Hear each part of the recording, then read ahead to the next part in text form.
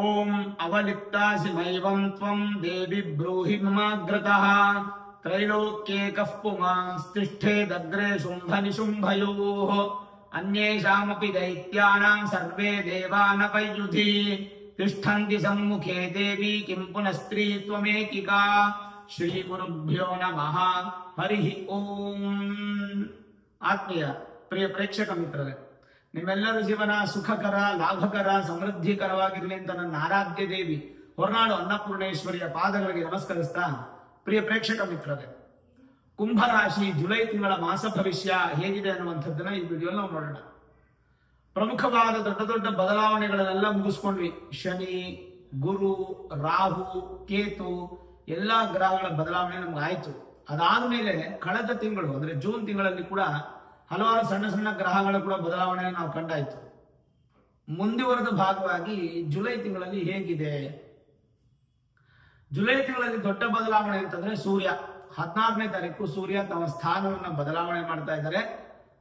ಕುಂಭರಾಶಿಗೆ 5ನೇ ಮನೆಯಲ್ಲಿದ್ದಂತ ಸೂರ್ಯ 6ನೇ ಮನೆಗೆ ಬರ್ತಾರೆ. 16ನೇ ತಾರೀಕಿನವರೆಗೂ 5ನೇ ಮನೆಯಲ್ಲಿ ಇರ್ತಾರೆ, ಆಮೇಲೆ 6ನೇ ಮನೆಗೆ ಬರ್ತಾರೆ. ಸಪ್ತಮಾಧಿಪತಿ ಪಂಚಮ ಸ್ಥಾನದಲ್ಲಿದ್ದಾಗ ಅತ್ಯಂತ ಶುಭ ಫಲ, 6ನೇ ಮನೆಗೆ ಬಂದಾಗ ಸಾಧಾರಣ ಫಲ. ಅಂದ್ರೆ ಸೂರ್ಯನಿಂದ ಹೆಚ್ಚು ನಾವು ಬದಲಾವಣೆಗಳನ್ನ ಕಾಣ್ಲಿಕ್ಕಿಲ್ಲ ಈ ತಿಂಗಳು. ಸ್ವಲ್ಪ 14ನೇ ತಾರೀಕು ನಂತರ ಆರೋಗ್ಯದಲ್ಲಿ ಸ್ವಲ್ಪ ಪ್ರಮಾಣದ ಸಮಸ್ಯೆಗಳು ಬರಬಹುದು. ಹಾಗಾಗಿ 16ನೇ ತಾರೀಕು ಜುಲೈ ನಂತರ ಸ್ವಲ್ಪ ಆರೋಗ್ಯದ ಎಚ್ಚರಿಕೆ ಇರಲಿ, ಅದು ಉತ್ತಮ. ಸೂರ್ಯ ನಮಸ್ಕಾರ ಮಾಡುವಂಥದ್ದು, ಸೂರ್ಯನ ಕುರಿತಾದಂತ ಪ್ರಾರ್ಥನೆ ಮಾಡುವಂಥದ್ದು. ಸೂರ್ಯನಿಗೆ ನಮಸ್ಕಾರ ಯಾಕೆ ಮಾಡಬೇಕು ಅಂದ್ರೆ ನಮಸ್ಕಾರ ಪ್ರಿಯೋ ಭಾನುಹು ಅಂತ ಹೇಳ್ತೀವಿ. ಅಂದ್ರೆ ಸೂರ್ಯನಿಗೆ ನಮಸ್ಕಾರ ಮಾಡಿದ್ರೆ ಬಹಳ ದೊಡ್ಡ ಅನುಗ್ರಹವನ್ನ ಮಾಡ್ತಾನಂತೆ, ಅಷ್ಟು ಪ್ರಬಲವಾದಂತ ಫಲವನ್ನ ಕೊಡ್ತಾನಂತೆ. ಹಾಗಾಗಿ ಸೂರ್ಯ ನಮಸ್ಕಾರ ಅನ್ನುವಂಥದ್ದು ಪ್ರತಿದಿನನೂ ಮಾಡಬೇಕು. ಮುಖ್ಯವಾಗಿ ಕುಂಭರಾಶಿಯವರು ಜುಲೈ 16ನೇ ತಾರೀಕು ಅಂದ್ರೆ ಮಾಡಲೇಬೇಕಾಗಿರ್ತಕ್ಕಂಥ ಉದ್ದೇಶ ಅಂತ ಹೇಳ್ಬೋದು. ಇನ್ನು ನೋಡಿ, ಜುಲೈ ತಿಂಗಳಲ್ಲಿ ಆಷಾಢ ಮಾಸ. ನಮಗೆ ಆಷಾಢ ಮಾಸದಲ್ಲಿ ಸಾಧಾರಣವಾಗಿ ಶುಕ್ರವಾರದ ಸಂದರ್ಭದಲ್ಲಿ ಹೆಣ್ಣು ಮಕ್ಕಳು ವಿಶೇಷವಾಗಿ ಲಕ್ಷ್ಮಿ ಆರಾಧನೆ ಮಾಡುವಂಥದ್ದು ಕಾಲಕಾಲದಿಂದ ಬಂದಂತ ಪದ್ಧತಿ. ಜುಲೈ ತಿಂಗಳು ಪೂರ್ತಿ ಆಷಾಢ ಮಾಸ 24ನೇ ತಾರೀಕಿನವರೆಗೂ ಇರುತ್ತೆ. ಆದ್ರೆ ಜೂನ್ ತಿಂಗಳಲ್ಲೇ ಮೊದಲನೇ ಆಷಾಢ ಶುಕ್ರವಾರ ಶುರುವಾಗ್ಬಿಡುತ್ತೆ. ಜೂನ್ 27ನೇ ತಾರೀಕು ಆಷಾಢ ಮಾಸದ ಮೊದಲನೇ ಶುಕ್ರವಾರ. ಜುಲೈ 4ನೇ ತಾರೀಕು ಆಷಾಢ ಮಾಸದ 2ನೇ ಶುಕ್ರವಾರ. ಜುಲೈ 11ನೇ ತಾರೀಕು ಆಷಾಢ ಮಾಸದ 3ನೇ ಶುಕ್ರವಾರ. ಜುಲೈ 18ನೇ ತಾರೀಕು ಆಷಾಢ ಮಾಸದ 4ನೇ ಶುಕ್ರವಾರ. ಈ 4 ಶುಕ್ರವಾರದಲ್ಲೂ ಕೂಡ ಬೆಳಗ್ಗೆ ಬ್ರಾಹ್ಮಿ ಮುಹೂರ್ತ ಅಂದ್ರೆ ಬೆಳಗ್ಗೆ 4ರಿಂದ 6 ಅಥವಾ ಸೂರ್ಯೋದಯ ಆದ್ಮೇಲೆ 6 ಗಂಟೆಯಿಂದ ಒಂದು 7:30 8 ಗಂಟೆವರೆಗೂ ಕೂಡ ಮಾಡುವಂತ ಪದ್ಧತಿ ಇದೆ. ಸಂಜೆ ಹೊತ್ತು ಕೂಡ ಕೆಲವೊಂದು ಹೆಣ್ಣು ಮಕ್ಕಳು ಮಾಡ್ತಾರೆ. ನಿಮ್ಮ ಪದ್ಧತಿ ಹೇಗಿದೆಯೋ ವರ್ಷ ಅದೇ ತರ ಮಾಡ್ಕೊಂಡು ಬನ್ನಿ. ಭಕ್ತಿಯಿಂದ ಶ್ರದ್ಧೆಯಿಂದ ಆ ಲಕ್ಷ್ಮಿ ಆರಾಧನೆ ಮಾಡಿ ಆಷಾಢ ಮಾಸದ ಲಕ್ಷ್ಮೀ ಪೂಜೆಯ ಫಲ ನಿಮ್ಗೆ ಸಿಗುವಂತ ರೀತಿಯಾಗಿ ನೀವು ಪ್ರಾರ್ಥನೆ ಮಾಡಿ. ನಾನು ಕೂಡ ಪ್ರಾರ್ಥನೆ ಮಾಡ್ತೀನಿ. ಇದು ಆಷಾಢ ಮಾಸದ ವಿಶೇಷ ಅಂದ್ರೆ ಕುಂಭರಾಶಿಯವ್ರಿಗೆ ಈಗಾಗಲೇ ಗುರುಬಲ ಇದೆ. ಲಾಭಸ್ಥಾನಾಧಿಪತಿ ಹಾಗೂ ಧನಸ್ಥಾನಾಧಿಪತಿ ಆದಂತಹ ಗುರು ಪಂಚಮದಲ್ಲಿದ್ದು ಕುಂಭರಾಶಿಯವರಿಗೆ ವಿಶೇಷವಾದ ಫಲವನ್ನ ಕೊಡ್ತಾ ಇದ್ದಾರೆ. ಅಂದ್ರೆ ಸಂಪೂರ್ಣ ಗುರುಬಲ ಇರತಕ್ಕಂತ ರಾಶಿ ಆಗಿದ್ದು 5ನೇ ಮನೆಯನ್ನ ಸೂಚಿಸುತ್ತೆ. ಇದು ಸ್ವಲ್ಪ ಪ್ಲಸ್ ಪಾಯಿಂಟ್ ಕುಂಭರಾಶಿಯವರಿಗೆ. ಅದನ್ನ ನೀವು ಉಪಯೋಗಿಸ್ಕೊಳ್ಳಿ, ಯುಟಿಲೈಸ್ ಮಾಡ್ಕೊಳ್ಳಿ. ಖಂಡಿತವಾಗ್ಲೂ ಕುಂಭರಾಶಿಯವರಿಗೆ ಗುರುವಿಂದ ವಿಶೇಷವಾದ ಫಲ, ಏನೇನು ಲಾಭ ನಿಮಗೆ ಸಿಗುತ್ತೆ. ಅದು ಹಣ ಒಂದೇ ಅಲ್ಲ, ಆರೋಗ್ಯದಲ್ಲಿ ಲಾಭ ಸಿಗ್ಬೋದು, ಅಂತಸ್ತಿನಲ್ಲಿ ಲಾಭ ಸಿಗ್ಬೋದು, ಗೌರವದಲ್ಲಿ ಲಾಭ ಸಿಗ್ಬೋದು, ಹಣದಲ್ಲೂ ಲಾಭ ಸಿಗ್ಬೋದು. ಹಾಗೆ ಧನಸ್ಥಾನ ಆಕ್ಟಿವೇಟ್ ಆಗಿ ಪಾಸಿಟಿವ್ ಆಗುತ್ತೆ. ಕುಟುಂಬದಲ್ಲಿ ಸಂತಸದ ವಾತಾವರಣ ಸೃಷ್ಟಿಯಾಗುತ್ತೆ. ನಿಮ್ಮ ಮಾತಿಗೆ ಒಂದು ಬಲ ಅನ್ನುವಂಥದ್ದು ವೃದ್ಧಿ ಆಗುತ್ತೆ. ವಿದ್ಯಾಕ್ಷೇತ್ರದಲ್ಲೂ ಕೂಡ ಅಭಿವೃದ್ಧಿಯನ್ನು ಪಡಿತೀರಾ. ಯಾಕೆಂತಂದ್ರೆ second house lord is in 5th house. 2ನೇ ಮನೆ ಅಧಿಪತಿ 5ನೇ ಮನೆಯಲ್ಲಿ ಇದ್ದಾರೆ, ಒಂದು ಪ್ಲಸ್ ಪಾಯಿಂಟ್. ಇನ್ನು ಸಪ್ತಮದಲ್ಲಿ ಕುಜ ಇದ್ದಾರೆ ನೋಡಿ. ನಿಮಗೆ ನಿಮ್ಮ ರಾಶಿಗೆ 3 ಮತ್ತೆ 10ನೇ ಮನೆ ಅಧಿಪತಿ ಆಗಿರತಕ್ಕಂಥ ಕುಜ 7ನೇ ಮನೆಯಲ್ಲಿ ತನ್ನ ಮಿತ್ರನ ಸ್ಥಾನದಲ್ಲಿರೋದ್ರಿಂದ ಧೈರ್ಯ ಹೆಚ್ಚು ಸಿಗುತ್ತೆ. ವೃತ್ತಿ ಜೀವನದಲ್ಲಿ ತುಂಬಾ ಚೆನ್ನಾಗಿರುತ್ತೆ. ಇದೆರಡು ಮೇಜರ್ ಪ್ಲಸ್ ಪಾಯಿಂಟ್ ಆಯ್ತು ನಿಮ್ಗೆ. ಹಾಗಾಗಿ ಕುಜನಿಂದ ನಿಮ್ಗೆ ತಾತ್ಕಾಲಿಕ ಕುಜ ದೋಷ ಅಂತ ನೀವು ಅದನ್ನ ಅಕ್ಸೆಪ್ಟೆನ್ಸಿ ಮಾಡ್ಲಿಕ್ಕೆ ಬರಲ್ಲ. ಯಾಕಂದ್ರೆ ಸಿಂಹ ರಾಶಿಯಲ್ಲಿ ಕುಜ ಇದ್ದರೆ ಅದು ನ್ಯಾಚುರಲ್ ಎಕ್ಸಂಪ್ಷನ್ಸ್ ಅಂತ ಹೇಳ್ತೀವಿ. ಹಾಗಾಗಿ ಕುಂಭರಾಶಿಯವರಿಗೆ ತಾತ್ಕಾಲಿಕ ಕುಜ ದೋಷ ಬರೋದಿಲ್ಲ. ಹಾಗಾಗಿ ಚಿಂತೆ ಮಾಡೋ ಅವಶ್ಯಕತೆ ಇಲ್ಲ. ತೃತೀಯ ಧೈರ್ಯ ಸ್ಥಾನ ಆಕ್ಟಿವೇಟ್ ಆಗಿ ದಶಮ ಸ್ಥಾನ ವೃತ್ತಿ ಸ್ಥಾನ ಆಕ್ಟಿವೇಟ್ ಆಗಿದ್ರಿಂದ ಒಂದು ಪ್ಲಸ್ ಪಾಯಿಂಟ್ ಅನ್ನು ನಾವು ಅಪೇಕ್ಷೆ ಪಡಬಹುದು. ಇನ್ನು ನಿಮ್ಮ ರಾಶಿಯಾಧಿಪತಿ ಹಾಗೂ ವ್ಯಯಾಧಿಪತಿ ಯಾರು? ಶನಿ ಪರಮಾತ್ಮ. ಅವರು ದ್ವಿತೀಯ ಸ್ಥಾನದಲ್ಲಿದ್ದಾರೆ, ಅಂತ್ಯ ಶನಿಯ ಪ್ರಭಾವದಲ್ಲಿದ್ದೀರಾ. ನೋಡಿ, ಟೆಸ್ಟಿಂಗ್ ಟೈಮ್ ಅನ್ನ ಮುಗಿಸ್ಕೊಂಡು, ಪ್ರಾಬ್ಲಮ್ಸ್ ಅನ್ನ ಮುಗಿಸ್ಕೊಂಡು ಸೊಲ್ಯೂಷನ್ಸ್ಗೆ ಬಂದಿರೋದ್ರಿಂದ ನಿಮಗೆ ಶನಿಯಿಂದ ಯಾವುದೇ ತರದ ಕೆಟ್ಟದ್ದು ಈಗ ಆಗೋದಿಲ್ಲ. ಕಾರಣ ಅಂತ್ಯ ಶನಿ ಬಿಟ್ಟು ಹೋಗ್ಬೇಕಾದ್ರೆ ಕೊಟ್ಟು ಹೋಗ್ಲೇಬೇಕು, ಅದು ಕೊಟ್ಟೇ ಕೊಡ್ತಾನೆ. ಕಾಯ್ಬೇಕು ಆ ಸಮಯ, ಯಾಕಂದ್ರೆ 2.5 ವರ್ಷದ ಸಮಯದಲ್ಲಿ ಯಾವಾಗ ಬೇಕಾದ್ರೂ ಶನಿ ಕೊಡ್ಬೋದು. ಆದ್ರೆ ಈ ತಿಂಗಳು ಶನಿಯಿಂದ ಕೂಡ ನಿಮ್ಗೆ ಯಾವುದು ಸಮಸ್ಯೆಗಳು ಕಾಣಿಸ್ತಾ ಇಲ್ಲ. ಇನ್ನು ಶುಕ್ರ ತನ್ನ ಸ್ವಕ್ಷೇತ್ರದಲ್ಲಿದ್ದಾರೆ. ಶುಕ್ರ ಬಂದು ಸುಖ ಸ್ಥಾನಾಧಿಪತಿ ಹಾಗೂ ಭಾಗ್ಯ ಸ್ಥಾನಾಧಿಪತಿ. ಭಾಗ್ಯಸ್ಥಾನಕ್ಕೆ ಅಧಿಪತಿಯಾದಂತಹ ಶುಕ್ರ ಭಾಗ್ಯಗಳ ಸುರಿಮಳೆಯನ್ನ ಕೊಡಬೇಕು. ಸುಖವಾಗಿರ್ತಾರೆ ಈ ತಿಂಗಳ ಪೂರ್ತಿ, ಬಹಳ ಸುಖವನ್ನು ಅನುಭವಿಸ್ತಕ್ಕಂಥ ರಾಶಿ ಆಗುತ್ತೆ ಕುಂಭ ರಾಶಿಯವರು. ಯಾವುದೇ ತರದ ನೆಗೆಟಿವಿಟಿ ಇಲ್ಲ, ಯಾವುದೇ ತರದ ಇನ್ಸೆಕ್ಯೂರ್ ಇಲ್ಲ. ಆಮೇಲೆ ನೆಗೆಟಿವ್ ಜೊತೆಗೆ ಏನಾದ್ರು ಸಮಸ್ಯೆಗಳಾಗುತ್ತಾ ಅಂದ್ರೆ ಖಂಡಿತ ಇಲ್ಲ. ಯಾವುದೇ ತರದ ಸಮಸ್ಯೆಗಳು ಶುಕ್ರನಿಂದ ಬರಲ್ಲ. ಹಾಗಾಗಿ ಮೆಡಿಕಲ್ ಫೀಲ್ಡು, ಸ್ಕೂಲ್ ಫೀಲ್ಡು, ಆಮೇಲೆ ಬಿಸ್ನೆಸ್ ಫೀಲ್ಡು, ಮತ್ತೆ ರೈತರು, ಇವ್ರಿಗೆಲ್ಲರಿಗೂ ತುಂಬಾ ಚೆನ್ನಾಗಿರುತ್ತೆ. ಒಂದು ಪಾಸಿಟಿವ್ ಹಂತಕ್ಕೆ ಹೋಗುತ್ತೆ. ಒಂದರ ಸಕ್ಸಸ್ ಅನ್ನುವಂಥದ್ದನ್ನ ನಾವು ಹೆಚ್ಚು ಕಾಣಬಹುದು ಕುಂಭರಾಶಿಯವರಿಗೆ ಶುಕ್ರನಿಂದ. ಮೇಲಾಗಿ ಪಂಚಮ ಮತ್ತು ಅದೃಷ್ಟಾಧಿಪತಿ, ಪೂರ್ವ ಪುಣ್ಯಕ್ಕೂ ಸಂತಾನಕ್ಕೂ ಅದೃಷ್ಟಕ್ಕೂ ಅಧಿಪತಿಯಾದಂತಹ ಬುಧನು ಸ್ವಕ್ಷೇತ್ರದಲ್ಲಿದ್ದಾರೆ. ಏನಂದ್ರೆ ಆಷಾಢ ಮಾಸ ಆದ್ರಿಂದ ಸಂತಾನ ಅಪೇಕ್ಷಿತ ದಂಪತಿಗಳಿಗೆ ಈ ಸಮಯದಲ್ಲಿ ನೀವು ಪ್ಲಾನ್ ಮಾಡೋದು ಒಳ್ಳೇದಲ್ಲ. ಜುಲೈ 24 ನಂತರ ಬೇಕಾದ್ರೆ ನೀವು ಸಂತಾನ ಪ್ಲಾನ್ ಮಾಡಿ, ತುಂಬಾ ಒಳ್ಳೇದು. ಕಾರಣ ಬುಧನು ತನ್ನ ಸ್ವಕ್ಷೇತ್ರದಲ್ಲಿ ಇರ್ತಾರೆ. ಜೊತೆಗೇನಪ್ಪ ಅಂದ್ರೆ ಪಂಚಮಾಧಿಪತಿ ಪಂಚಮ ಸ್ಥಾನದಲ್ಲಿದ್ದು ಗುರು ವಿರುದ್ಧವಾಗಿರೋದ್ರಿಂದ ಸ್ವಲ್ಪ ಸಂತಾನಕ್ಕೆ ಬಹಳ ಅನುಕೂಲ ಇದೆ.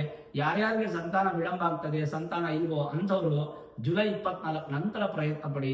ಖಂಡಿತವಾಗ್ಲು ಭಗವಂತನ ಆಶೀರ್ವಾದ, ಕೃಪಾಶೀರ್ವಾದ ನಿಮಗೆ ಸಿಕ್ಕೇ ಸಿಗುತ್ತೆ, ಅದರಲ್ಲಿ ಡೌಟೇ ಇಲ್ಲ. ಒಂದ್ ಹಂತಕ್ಕೆ ಹೇಳ್ಬೇಕಂದ್ರೆ 5ನೇ ಮನೆಯನ್ನು ನಾವು ಬಹಳ ಇಂಪಾರ್ಟೆಂಟ್ ಆಗಿ ತಗೊಳ್ತೀವಿ. ಏನೇನು ಬರುತ್ತೆ 5ನೇ ಮನೆಯು?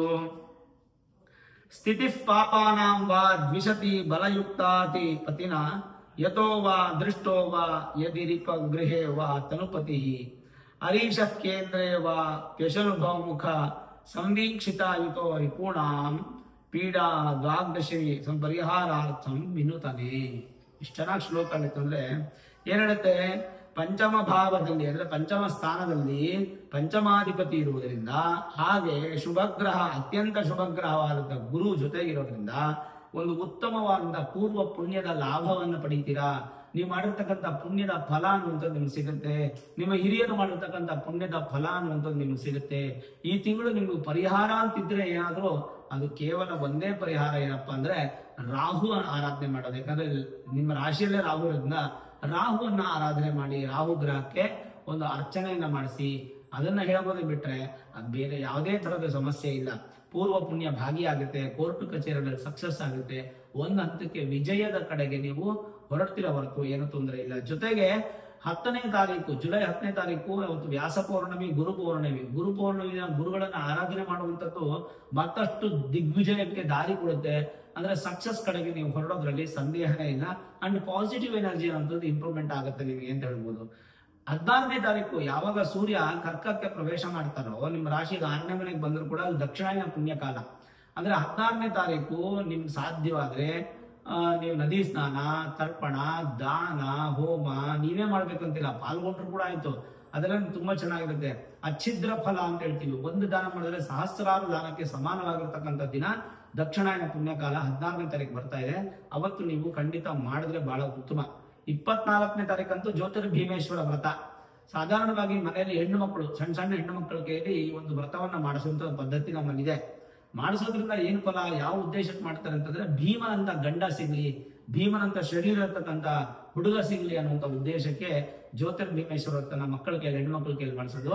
ಹೆಣ್ಮಕ್ಳು ಕೂಡ ಮದುವೆ ಆಗಿರೋ ಮುತ್ತೈದೆಯರು ಕೂಡ ತನ್ನ ಗಂಡನಿಗೆ ಆಯುಷ್ ವೃದ್ಧಿ ಆಗ್ಲಿ, ಯಾವುದೇ ತರದ ಶರೀರದ ತೊಂದರೆ ಆಗದೇ ಇರಲಿ, ಆರೋಗ್ಯ ಬಲಿಷ್ಠವಾಗಿರ್ಲಿ, ಭೀಮನಂತ ದೇಹ ಪ್ರಾಪ್ತಿ ಆಗಲಿ ಅನ್ನುವಂಥ ಉದ್ದೇಶಕ್ಕೂ ಕೂಡ ಜ್ಯೋತಿರ್ಭೀಮೇಶ್ವರ ವ್ರತವನ್ನ ಮಾಡುವಂಥದ್ದು. ಇನ್ನು ಜನರಲೈಸ್ ಆಗಿ ಕುಂಭರಾಶಿಯವರು ಹೇಗಿದೆ ಈ ತಿಂಗಳು ನೋಡೋದಾದ್ರೆ, ನಿಮ್ಮ ಕನಸುಗಳು ನನಸಾಗುವಂತಹ ಮಾಸ, ಶಿಕ್ಷಕರ ಭೇಟಿಯಿಂದ ಮನಸ್ಸಿಗೆ ಸಂತೋಷ, ಕೆಲಸ ಕಾರ್ಯಗಳಲ್ಲಿ ದಿಗ್ವಿಜಯ ಪ್ರಾಪ್ತಿ, ಬಂಡವಾಳ ಹೂಡಿಕೆಗೆ ಈ ತಿಂಗಳು ತುಂಬಾ ಚೆನ್ನಾಗಿದೆ. ಸ್ಥಿರ ಆಸ್ತಿಯನ್ನ ಖರೀದಿ ಮಾಡುವಂತ ಮನಸ್ಸಿದ್ರೆ ಪ್ರಯತ್ನ ಪಡಿ. ರಿಜಿಸ್ಟ್ರೇಷನ್ ಮಾಡ್ಕೋಬೇಡಿ. ರಿಜಿಸ್ಟ್ರೇಷನ್ 24ನೇ ತಾರೀಕು ಜುಲೈ ನಂತರ ಮಾಡ್ಕೋಬಹುದು. ಆದ್ರೆ ಪ್ರಯತ್ನ ಪಡಿ. ತಿಂಗಳ ಕೊನೆಯಲ್ಲಿ ಮತ್ತಷ್ಟು ಶುಭ ಫಲ ಇದೆ. ಸರ್ಕಾರಿ ಉದ್ಯೋಗದಲ್ಲಿ ಉತ್ತಮ ಬೆಳವಣಿಗೆ, ಸ್ಥಾನ ಫಲವಟವಾಗುವಂತ ಸಾಧ್ಯತೆ, ಉತ್ತಮ ಪ್ರಗತಿ, ಮೃಷ್ಟಾನ್ನ ಭೋಜನ, ಸುಖ ನಿದ್ರೆ, ಗುರುಗಳ ದರ್ಶನದಿಂದ ಅತ್ಯಂತ ಶುಭ ಫಲ, ಆನಂದದ ಮಾಸವಾಗುತ್ತೆ ಈ ತಿಂಗಳು ನಿಮಗೆ. ವಿದ್ಯಾರ್ಥಿಗಳಿಗೆ, ಪರೀಕ್ಷಾರ್ಥಿ ವಿದ್ಯಾರ್ಥಿಗಳು ಚೆನ್ನಾಗಿರುತ್ತೆ. ವಿದ್ಯಾಭ್ಯಾಸ ಓದುವಂತವ್ರಿಗೆ ಸ್ವದೇಶದಲ್ಲಿ ವಿದೇಶದಲ್ಲಿ ತುಂಬಾ ಅನುಕೂಲ ಆಗುತ್ತೆ. ಮನೆಯಲ್ಲಿ ಶುಭ ಕಾರ್ಯಗಳು ನಡೆಯುವಂಥದ್ದು, ಸಾಲ ಬಾಧೆ ಸ್ವಲ್ಪ ಕಡಿಮೆ ಆಗುತ್ತೆ. ನೂತನ ವಾಹನ ಸೌಖ್ಯ ಅದು 24ನೇ ತಾರೀಕು ನಂತರ ನಿಮಗೆ ಪ್ರಾಪ್ತಿ ಇದೆ. ತಂದೆ ತಾಯಿಯ ಪೂರ್ಣ ಆಶೀರ್ವಾದ ಸಿಗುವಂತಹ ಮಾಸ. ನಾನು ಹೇಳಿದ ಹಾಗೆ ಪೂರ್ವ ಪುಣ್ಯ ಸ್ಥಾನ ಪಂಚಮ ಸ್ಥಾನ ಆಕ್ಟಿವೇಟ್ ಆಗಿದೆ, ತಂದೆ ತಾಯಿಗಳ ಆಶೀರ್ವಾದ ಸಿಗುತ್ತೆ. ಬಂಧುಗಳ ಆಗಮನದಿಂದ ಮನಸ್ಸಿಗೆ ಸಂತೋಷ. ಹೋಟೆಲ್ ಉದ್ಯಮದವರಿಗೆ ತುಂಬಾ ಚೆನ್ನಾಗಿರುತ್ತೆ. ಹಾಲಿನ ವ್ಯಾಪಾರಿಗಳಿಗೆ, ಹಾಲಿನ ಉತ್ಪನ್ನದ ವ್ಯಾಪಾರಿಗಳಿಗೆ ತುಂಬಾ ಚೆನ್ನಾಗಿರುತ್ತೆ. ಜೊತೆಗೆ ಆರೋಗ್ಯದಲ್ಲಿ ಸಣ್ಣ ಪುಟ್ಟ ಬದಲಾವಣೆ ಆದರೂ ಕೂಡ ಅದನ್ನ ಬ್ಯಾಲೆನ್ಸ್ ಮಾಡುವಂತ ಕೆಪಾಸಿಟಿ ಇರುತ್ತೆ. ಮನರಂಜನಾ ಕಾರ್ಯಕ್ರಮಗಳಲ್ಲಿ ಹೆಚ್ಚು ಭಾಗಿಯಾಗ್ತೀರಾ. ರೈತರಿಗೆ ಉತ್ತಮ ಫಲ. ದೀರ್ಘಕಾಲದ ಸಮಸ್ಯೆಗೆ ತಿಂಗಳ ಪರಿಹಾರ ಸಿಗುತ್ತೆ. ಅನಿರೀಕ್ಷಿತ ಧನಲಾಭ ಪ್ರಾಪ್ತಿ. ಯಾವ್ದ್ರಲ್ಲಿ ಎಚ್ಚರಿಕೆ ಇರಬೇಕು? ಸ್ವಲ್ಪ ಆಲಸ್ಯ, ಸೋಂಬೇರಿತನ, ನಿಧಾನಗತಿ ಇದಿರುತ್ತೆ. ಸ್ವಲ್ಪ ಜನ ನಿಮಗೆ ಮೋಸ ಮಾಡ್ಬಿಡ್ತಾರೆ. ಹಾಗಾಗಿ ಮೋಸ ಹೋಗ್ಲಿಕ್ಕೆ ಹೋಗ್ಬೇಡಿ. ಸಾಧ್ಯವಾದಷ್ಟು ಸ್ವಲ್ಪ ನೀವು ಜಾಗರೂಕತರಾಗಿರ್ಬೇಕು. ಆಹಾರದ ವಿಚಾರದಲ್ಲಿ ಸ್ವಲ್ಪ ಎಚ್ಚರವಾಗಿರಿ. ಆಹಾರದಿಂದ ಆರೋಗ್ಯ ತೊಂದರೆ ಆಗುವಂತ ಸಾಧ್ಯತೆಗಳು ಹೆಚ್ಚಾಗಿರುತ್ತೆ. ವ್ಯಾಪಾರ ಚೆನ್ನಾಗಿದ್ರು ಕೂಡ ಸಣ್ಣ ಪುಟ್ಟ ಮೋಸ ಹೋಗುವಂತ ಸಾಧ್ಯತೆಗಳಿರುತ್ತೆ. ಹೊಟ್ಟೆ ಸಂಬಂಧಪಟ್ಟಂತ ರೋಗಗಳು ಉಲ್ಬಣ ಆಗುತ್ತೆ. ವೈದ್ಯರನ್ನ ಭೇಟಿ ಮಾಡೋದು ಮಾತ್ರ ಮರೆಯಕ್ಕೆ ಹೋಗ್ಬೇಡಿ. ಒಟ್ಟಾರೆ ಹೇಳೋದಂದ್ರೆ ಪಾಸಿಟಿವ್ ಟ್ರೆಂಡ್ ಅಲ್ಲಿ ಇರ್ತಕ್ಕಂಥ ರಾಶಿ ಕುಂಭರಾಶಿ. ಯಾವುದೇ ಸಮಸ್ಯೆ ಇಲ್ಲ. ಕೇವಲ ರಾಹು ಮಾತ್ರ ಪೂಜೆ ಮಾಡಬೇಕು. ಹಂಗ ರಾಹುಗಾಗಿಲ್ಲ ಅಂದ್ರೂ ಕೂಡ ರಾಹು ಅಧಿಪತಿ ಶಕ್ತಿ ದೇವತೆ ದುರ್ಗೆ, ಕಾಳಿ, ಈ ತರ ಗ್ರಾಮ ದೇವತೆಗಳು ಇದೆಲ್ಲ ರಾಹುಗೆ ಶಮನ ಮಾಡುತ್ತೆ, ರಾಹುವಿನ ಶಾಂತಿ ಮಾಡುತ್ತೆ. ಹಾಗಾಗಿ ಸಾಧ್ಯವಾದಷ್ಟು ರಾಹುವನ್ನ ಪೂಜೆ ಮಾಡೋದು ಅಥವಾ ದೇವಿಯನ್ನ ಪೂಜೆ ಮಾಡೋದ್ರಿಂದ ಮತ್ತಷ್ಟು ಮಗದಷ್ಟು ಶುಭ ಫಲ ಕುಂಭರಾಶಿಯವರಿಗೆ ಸಿಗುತ್ತೆ ಅನ್ನೋದ್ರಲ್ಲಿ ಯಾವುದೇ ತರಹದ ಸಂದೇಹನೇ ಇಲ್ಲ. ನೋಡಿದ್ರಲ್ಲ ವೀಕ್ಷಕರೇ, ಕುಂಭರಾಶಿಯವರ ಜುಲೈ ತಿಂಗಳ ಮಾಸ ಭವಿಷ್ಯ. ಈ ವಿಡಿಯೋ ಇಷ್ಟ ಆಗಿದ್ರೆ ಲೈಕ್ ಮಾಡಿ, ಶೇರ್ ಮಾಡಿ, ಮುಖ್ಯವಾಗಿ ನಮ್ಮ ಚಾನಲ್ಗೆ ಸಬ್ಸ್ಕ್ರೈಬ್ ಮಾಡಿ, ಬೆಲ್ ಐಕಾನ್ ಅನ್ನು ಪ್ರೆಸ್ ಮಾಡಿ. ಪ್ರತಿನಿತ್ಯ ನಾನು ಪೂಜೆ ಮಾಡುವಂತಹ ನನ್ನ ಆರಾಧ್ಯ ದೇವಿ ಹೊರನಾಡು ಅನ್ನಪೂರ್ಣೇಶ್ವರಿಯ ಆಶೀರ್ವಾದ ಅನುಗ್ರಹ ಸದಾಕಾಲ ಮತ್ತೊಮ್ಮೆ ನಿಮ್ಗೆ ಸಿಗಲಿ ಅಂತ ಪ್ರಾರ್ಥನೆ ಮಾಡ್ತಾ, ಸರ್ವೇ ಜನಾಃ ಸುಖಿನೋ ಭವಂತು, ಸಮಸ್ತ ಸನ್ಮಂಗಳ ನಿಭವಂತು.